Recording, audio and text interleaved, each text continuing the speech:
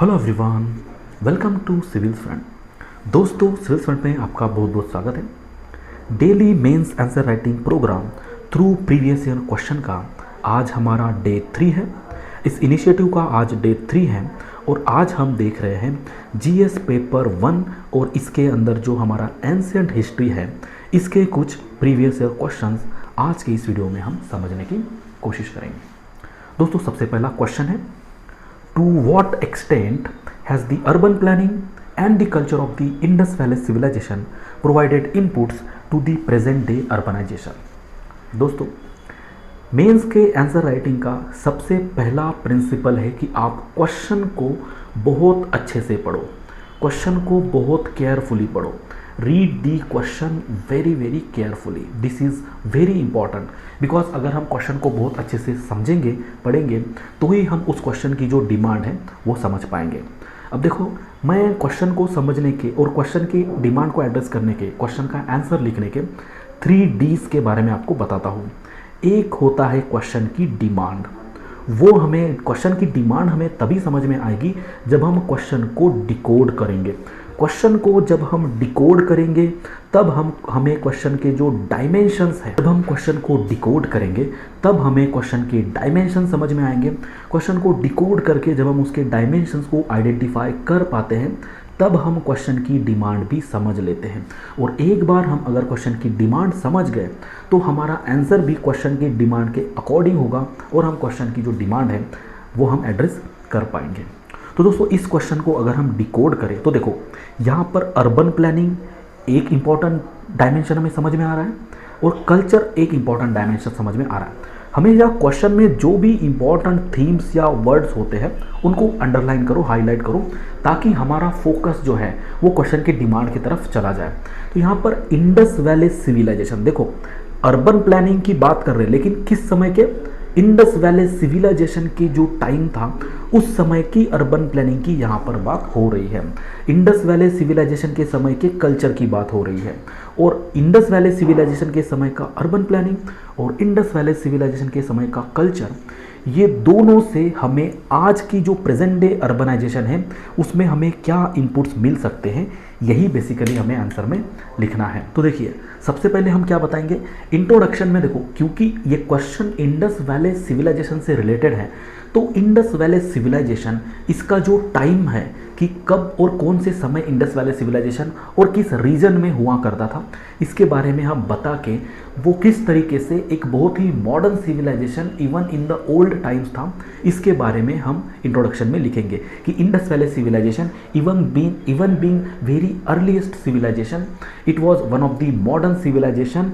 इसके बारे में हम यहाँ पर इंट्रोडक्शन में बात करेंगे और कुछ मॉडर्न सिविलाइजेशन के features, for example planning, water management, cultural organization, ये सब बता के हम उसका सिग्निफिकेंस जो है वो इंट्रोडक्शन में ही बता देंगे।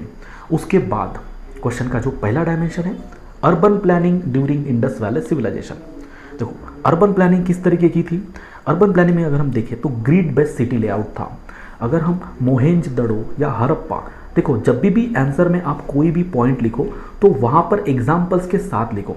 मतलब ये नहीं कि जो सिटीज़ थी और इंडस वैली सिविलाइजेशन की जो सिटीज़ थी वो वेल प्लान थी, ग्रिड सिस्टम पर बेस्ड थी, उसके स्ट्रीट्स जो थे वो इंटरसेक्टिंग थे एट द राइट एंगल्स, सिर्फ इतना बताना इनफ नहीं है। यहाँ पर हमें एग्जाम्पल के साथ बताना कि इंडस वैली सिविलाइजेशन के समय खास करके वहाँ की जो सिटीज़ थी जैसे कि मोहेंजोदड़ो, हड़प्पा, इन सिटीज़, ये जो सिटीज़ थी ये वेल प्लान ग्रिड सिस्टम के बेसिस पर बिल्ट हुई थी और यहाँ पर जो स्ट्रीट्स बिल्ट हुए थे वो राइट एंगल्स में एक दूसरे के साथ इंटरसेक्ट करते थे। अब यहाँ से इंपॉर्टेंट समझने वाली बात ये है क्योंकि ये एक सिस्टमैटिक लेआउट था। आज के टाइम्स में आप सुनते होंगे अर्बन प्लानिंग, एक बहुत ही इंपॉर्टेंट इशू है अर्बन प्लानिंग।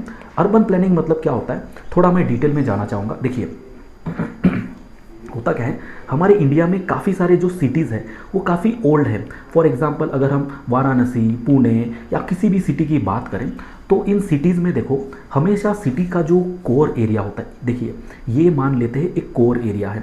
अब कोर एरिया में क्या होता है कि जो डेवलपमेंट होती है, जो एस्टैब्लिशमेंट्स होती है, खास करके लोगों की जो घर है, लोगों की जो शॉप्स है या किसी भी तरीके की जो एस्टैब्लिशमेंट होती है कोर एरिया में, वो पहले से एस्टैब्लिश होते हैं और वो वेल प्लान नहीं होते, अनप्लान होते हैं, अनप्लान, करेक्ट, रैंडम तरीके से होते हैं। तो इस वजह से आप देखते होंगे हमेशा जो सिटी का कोर इलाका होता है वहाँ से जब गुजरते हैं तो वहाँ की जो स्ट्रीट्स होती है वो काफ़ी नैरो होती है, समझ गए। और इस वजह से हमेशा जो मॉडर्न डेवलपमेंट होती है वो सिटी के एक्सटीरियर पार्ट में ही होती है, सिटी के एक्सटीरियर पार्ट में। तो वो वेल प्लान मैनर में अर्बन प्लानिंग के साथ डेवलपमेंट होती है और इस वजह से सिटी का नया पार्ट थोड़ा सा अच्छा भी लगता है। तो यही चीज़ आज के अर्बनाइजेशन में हमें इंडस वैली सिविलाइजेशन के टाइम से सीखने वाली बात है कि उस समय मतलब हजारों साल पहले जो इंडस वैली सिविलाइजेशन और जो मोहनजोदड़ो और हड़प्पा जैसे सिटीज़ थी उसका एक्सकर्शन करने के बाद हमें ये समझ में आया कि वहाँ की सिटीज़ भी जो थी वो वेल प्लान थी, वेल प्लान थी, correct. This is the first point. Second point, zoning and land use. Land use मतलब लैंड का एकदम, लैंड यूज मतलब क्या है कि लैंड का एकदम वेल प्लान मैनर में प्रॉपर यूज और उसका जोनिंग। फॉर एग्जांपल अगर हम देखेंगे तो इंडस वैली सिविलाइजेशन जो था उसकी जो अर्बन एरियाज थे वो डिवाइडेड थे into functional zones. Functional zones मतलब आज के भी अगर आप समय में देखोगे तो एक सिटी एरिया होता है, सिटी में एक एडमिनिस्ट्रेटिव एरिया होता है, मतलब जहाँ पर कलेक्टर का निवास होता है, कलेक्टर का ऑफिस होता है, उसी के साथ साथ कोर्ट होता है या फिर कुछ और भी जो ऑफिसेस होते हैं, रेवेन्यू ऑफिस। तो मोस्टली गवर्नमेंट की जो एस्टैब्लिशमेंट्स होती है वो खास करके सिटी के एक पर्टिकुलर एरिया में होती है और उसके अलावा बाकी एरियाज़ में अलग चीज़ें होती हैं। तो सिटीज़ में भी जोनिंग होती है। आज के ज़माने में भी मान लेते हैं कि समझ लीजिए मार्केट यार्ड एक अलग जगह पे होता है, एजुकेशनल इंस्टीट्यूशंस कुछ अलग जगह पे होता है। अब ये बहुत रफ जोनिंग नहीं होता, अब ये बहुत रिजिड जोनिंग तो नहीं होता है, लेकिन आज के ज़माने में भी हम ये देखते हैं। तो इंडस वैली सिविलाइजेशन के समय जैसे सिटाडेल हुआ करता था और लोअर टाउन हुआ करता था। सिटाडेल में क्या होता था कि एडमिनिस्ट्रेटिव और रिलीजियस पर्पस की जो बिल्डिंग्स थी, एडमिनिस्ट्रेटिव और रिलीजियस पर्पस की जो बिल्डिंग्स थी वो एक एलिवेटेड एरियाज में बनाई जाती थी जिसको सिटाडेल कहते थे। और जो लोअर पोर्शन था, लोअर पार्ट, वहाँ पर रेसिडेंशियल और कॉमर्शियल बिल्डिंग्स होते थे। तो इस तरीके की जो लैंड यूज और जोनिंग जो थी वो उस समय के अर्बनाइजेशन में भी थी, जो कि आज के ज़माने में भी, आज के अर्बनाइजेशन में भी हमें रिलेवेंट है और इम्पॉर्टेंट है to take the inspiration and to take the inputs.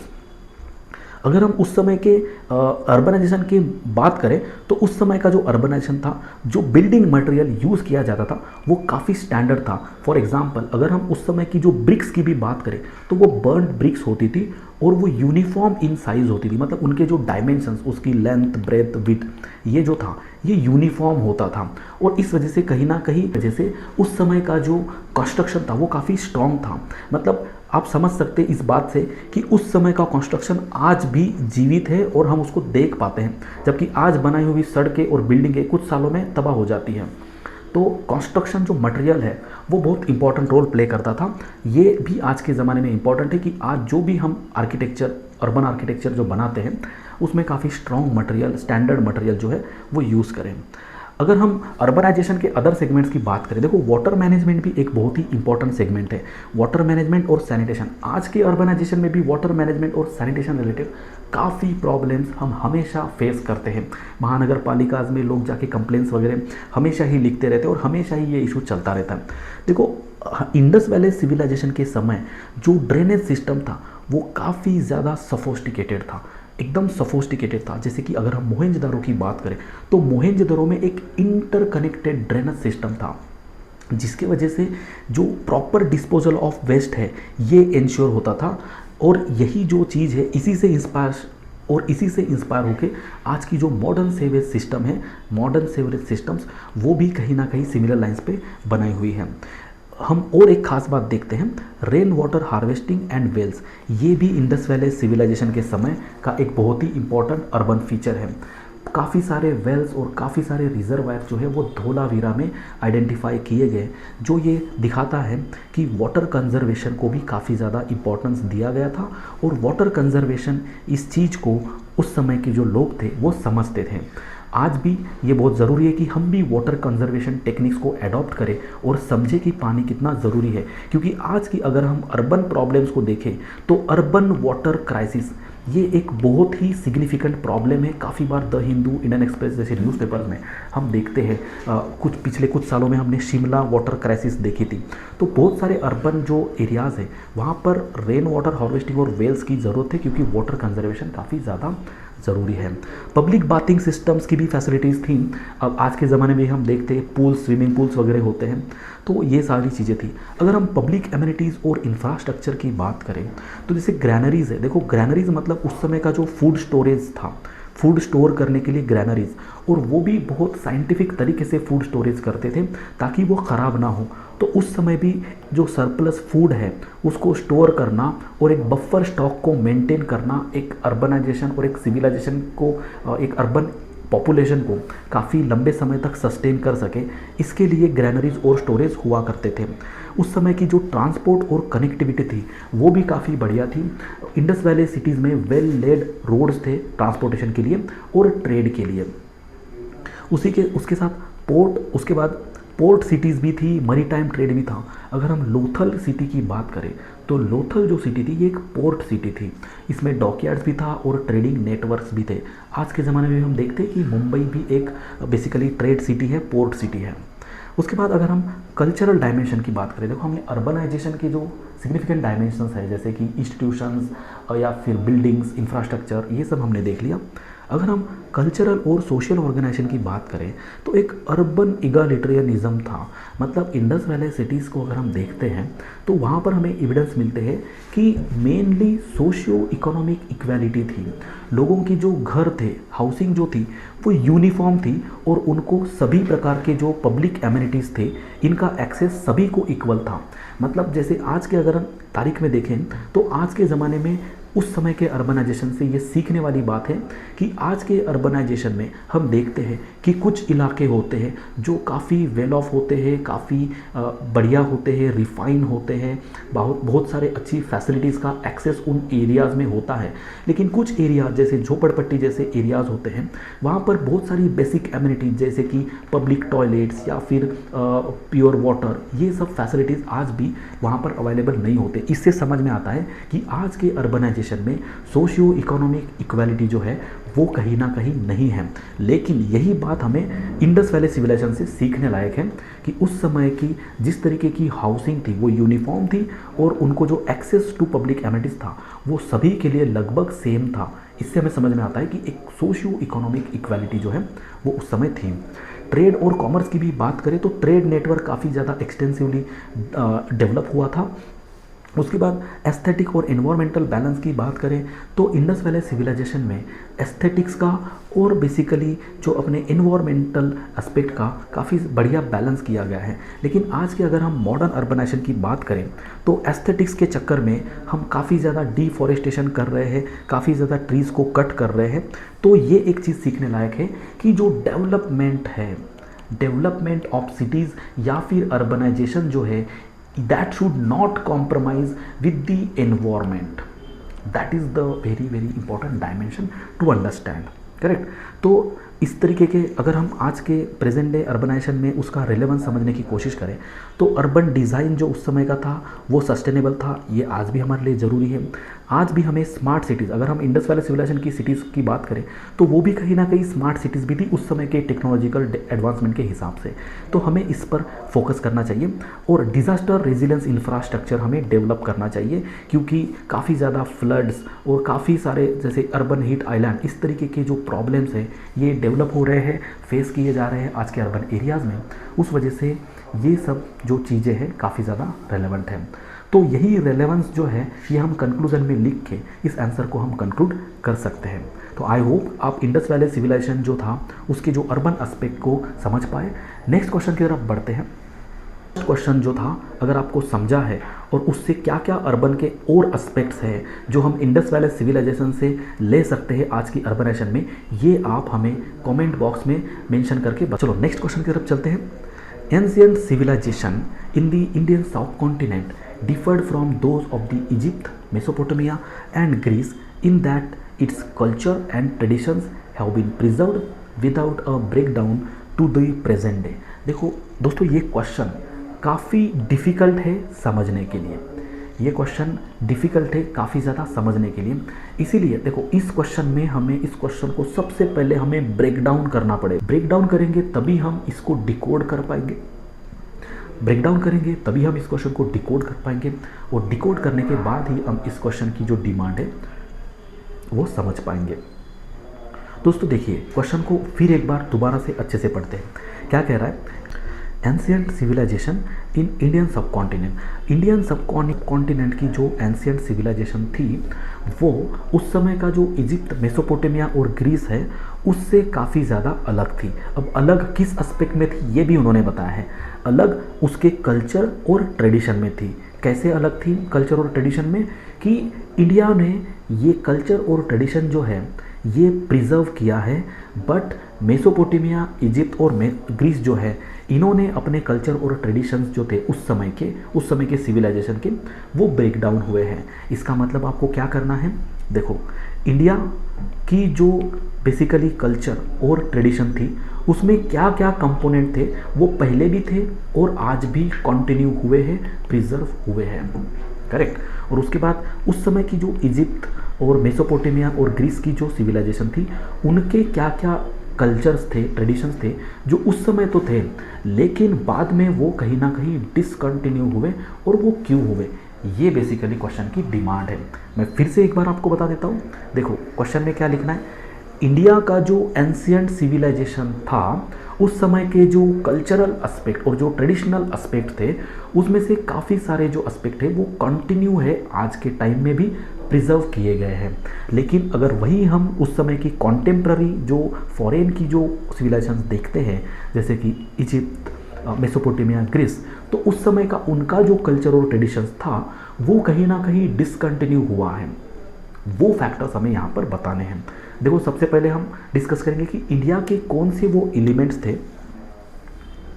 तो सबसे पहले हम यहाँ पर डिस्कस करेंगे, देखो जो कल्चरल कॉन्टिन्यूटी है उसके बारे में हम बात करेंगे। फॉर एग्जांपल अगर हम रिलीजियस प्रैक्टिसेस और बिलीव्स की बात करें तो जो हमारे वैदिक रिचुअल्स थे, सैक्रिफाइसेस थे जो हमारे ऋग्वेदा में मेंशन किए हुए हैं, that form a basis of the modern Hindu ceremonies. आज के जो मॉडर्न हिंदू सेरेमनीज है, काफ़ी सारे जो सेरेमनीज है उनका जो फाउंडेशन है वो कहीं ना कहीं जो ऋग्वेदा में मेंशन किए गए रिचुअल्स और सैक्रिफाइस है उसी के आधार पर बनाए हुए हैं। उसी के साथ साथ फॉर एग्जांपल अगर हम एग्जांपल के तौर पे देखें तो देखो यज्ञ जिसको फायर सैक्रिफाइस कहते हैं, ये आज भी अगर मैरिज रिचुअल्स अगर आप देखेंगे तो काफ़ी सारे जगहों पे मैरिज रिचुअल्स में आज भी यज्ञ होता है। तो ये काफ़ी उस समय की ओल्ड प्रैक्टिस है जो आज भी कंटिन्यू है। सेकेंडली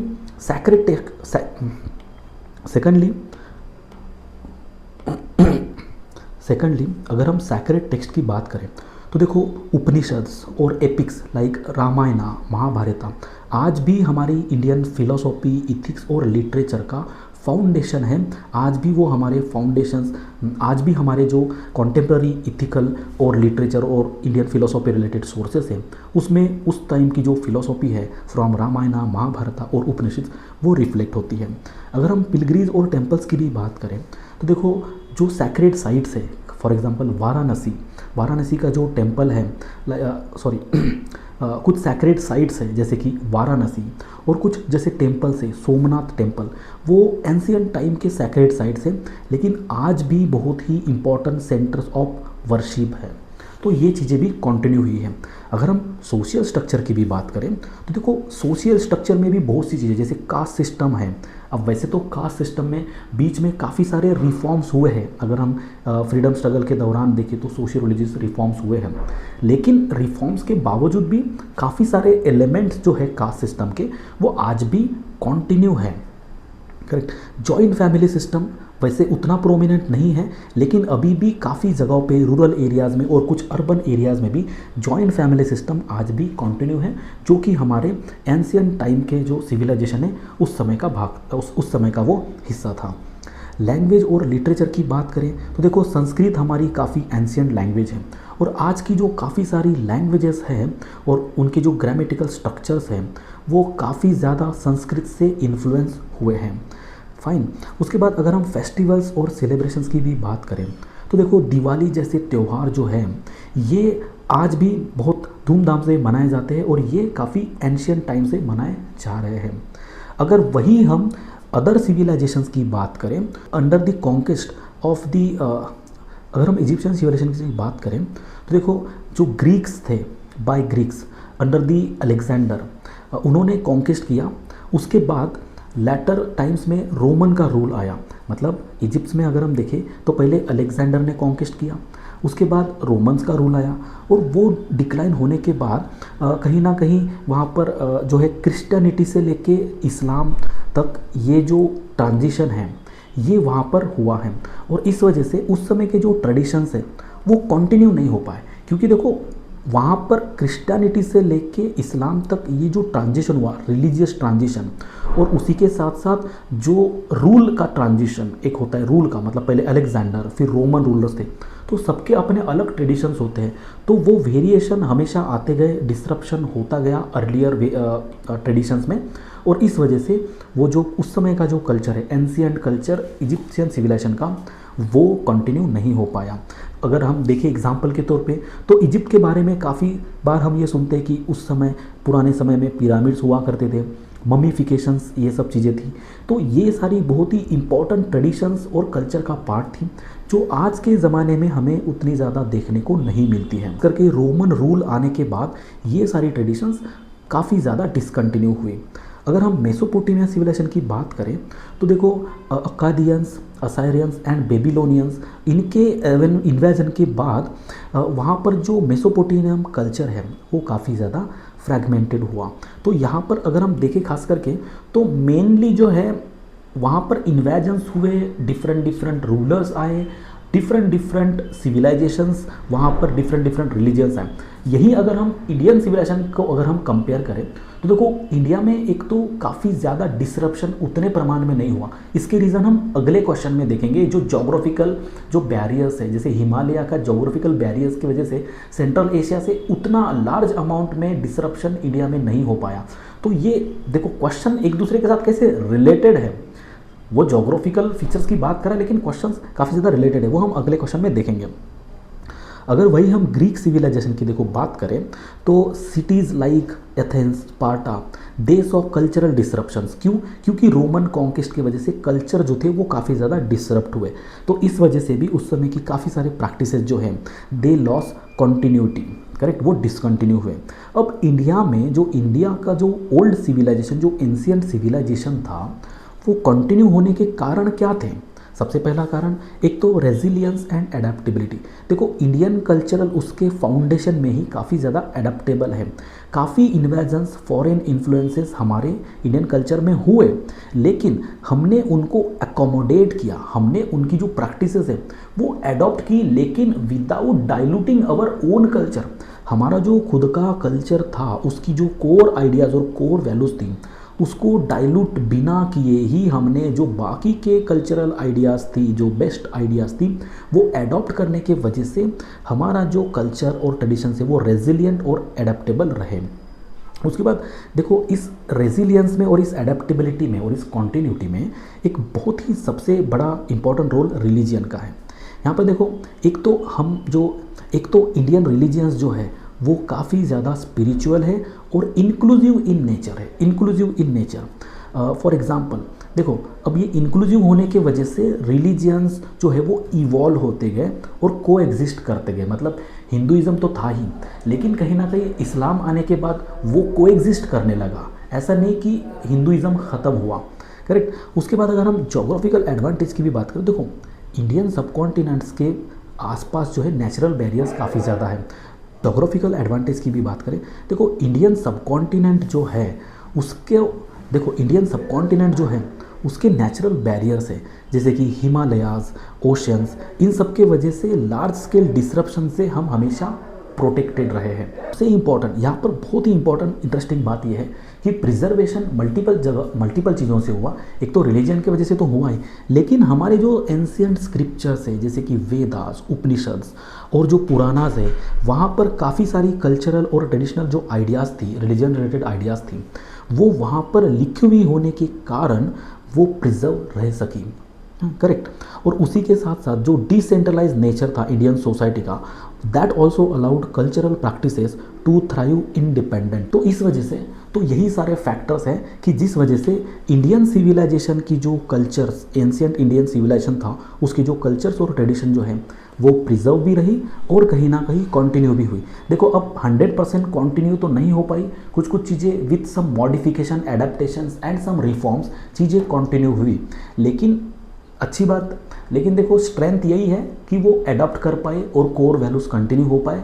और वीकनेस ये है कि बहुत सारी जो आइडियाज़ हैं, जैसे कि कास्ट सिस्टम जो पहले ऑक्यूपेशनल बेसिस पर थी, वो बाद में बर्थ के बेसिस पर होने लगी। तो इस तरीके के एलिमेंट्स कंटिन्यू तो हुए, लेकिन विथ सम मॉडिफिकेशंस या फिर with some reforms. Fine, next question की तरफ चलते हैं। नेक्स्ट क्वेश्चन क्या कहता है, explain the role of geographical factors towards development of ancient India.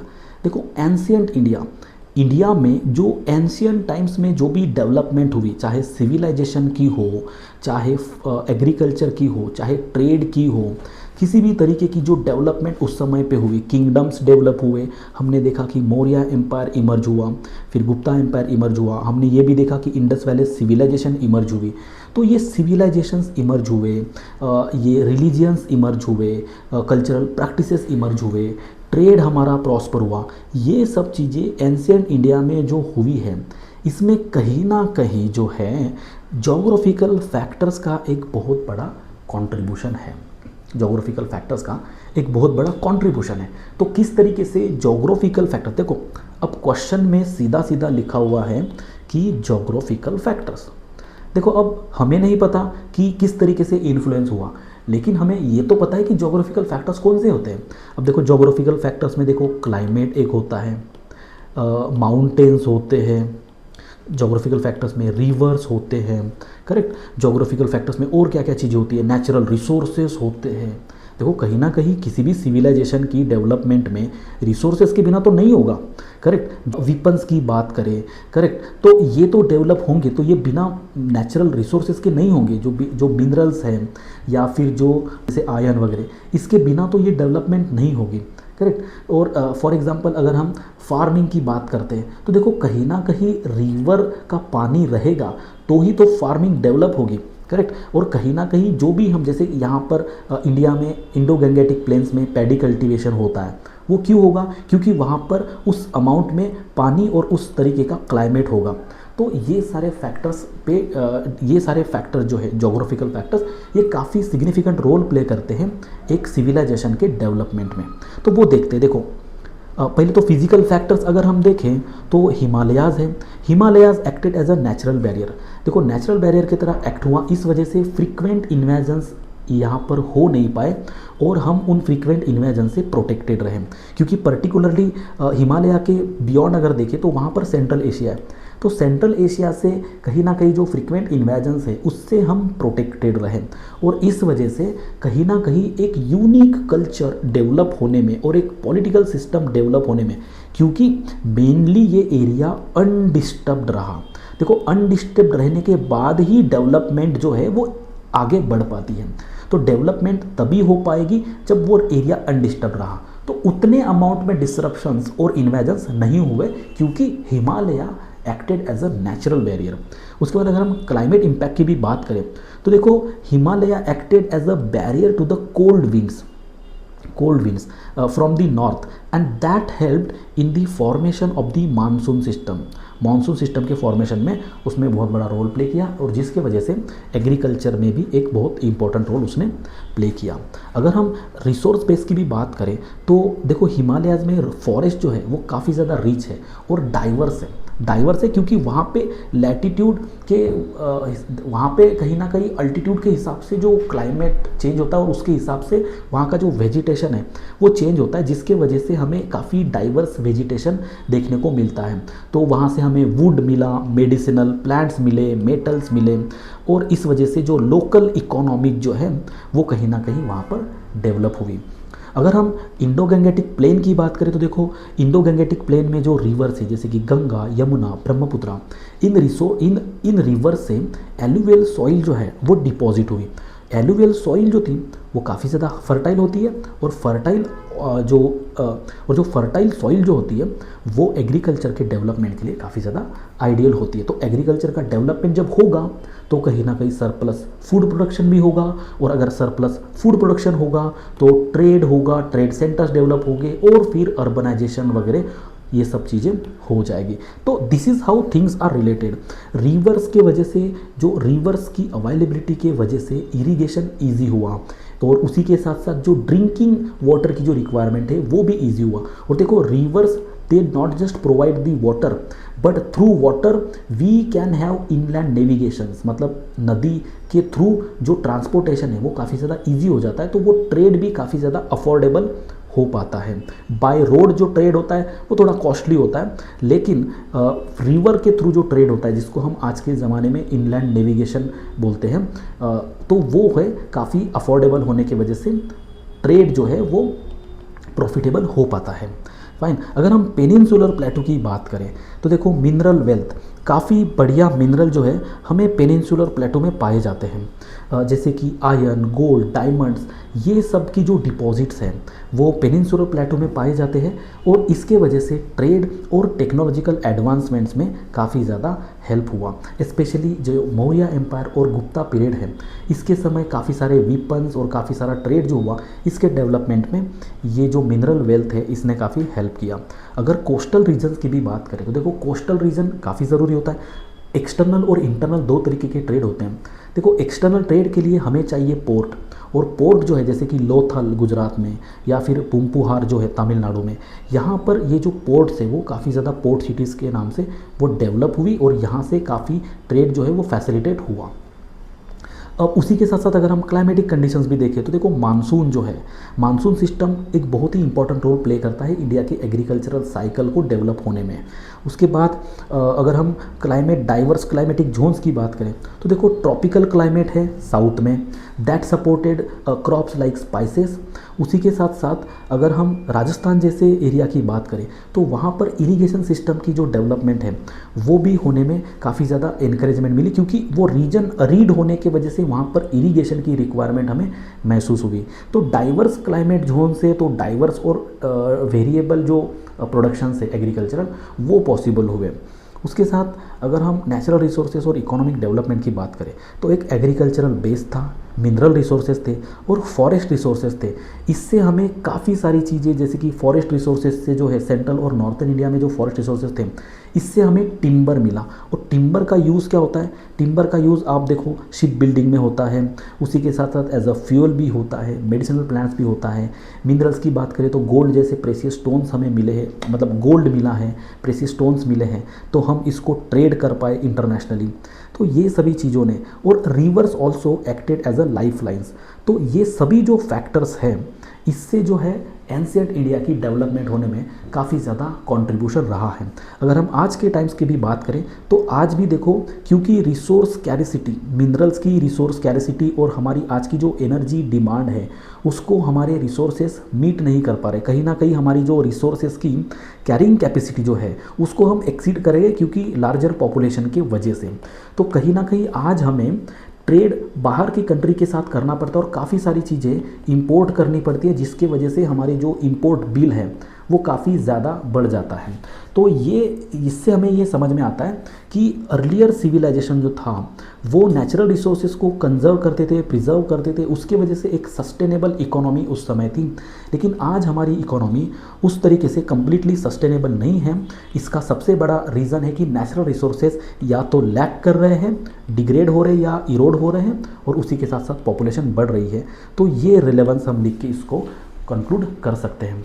तो आज के इस डिस्कशन में इतना ही देखते हैं। कल के डिस्कशन में हम मिडिवल हिस्ट्री से रिलेटेड कुछ और PYQs देख के कुछ और इंपॉर्टेंट टॉपिक्स कवर करने की कोशिश करिए। तब तक आप आंसर लिखते रहिए और सेल्फ इवेलुएट करते रहिए। तब तक के लिए धन्यवाद।